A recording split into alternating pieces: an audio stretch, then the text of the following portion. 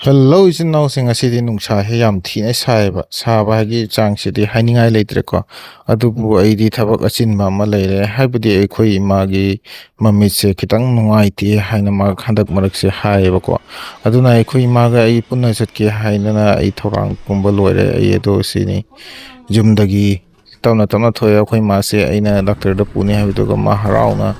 yamna ngaiba ngamdana gari ga se thongana thong ma ngaire bako akhoi mase finally ma nangdanga auto ga se kakhat khare ade auto da ma phamme ma hauji ai ga satminari akhoi mase yamna di nungsibani ko aina angang oringe digi ko aina larik tammo ko matamda ima sina namidang pung ahum da hawalaga ko matamdu da karen se leite matamdo yamna nungsi mana aibu sangbiraga aingonda larik pahalaga aibu hauji ngasi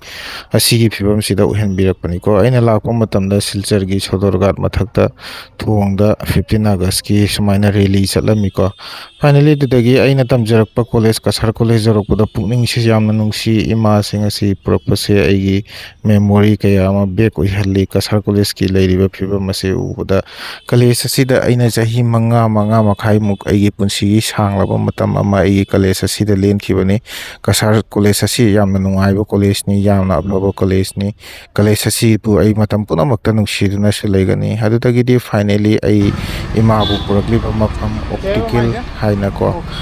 mafam sida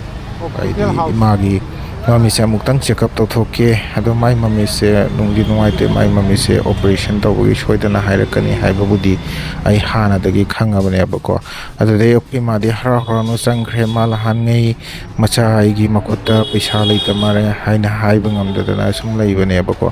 adode di akhoi ma se proper ko kakhat khare aina naikho tapna chasi haibasu nangde ma pat changkhre